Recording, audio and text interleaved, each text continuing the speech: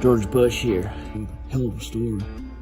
I had a dream once. I was on my Hayabusa driving through Manhattan on my rear tire, doing a wheelie, balancing, flickering with the clutch. As I heard behind me the rumbling grunt of an R6. And I turned around. Behind me I see Saddam Hussein zipping by. Reached under my belt, pulled out my shotgun. Yeah, I got the shotgun in my belt, and I turned around and shot him in the face. I remember losing control of the Hayabusa, flipping in the air, and I landed on the R6. One hell of a ride, one hell of a dream.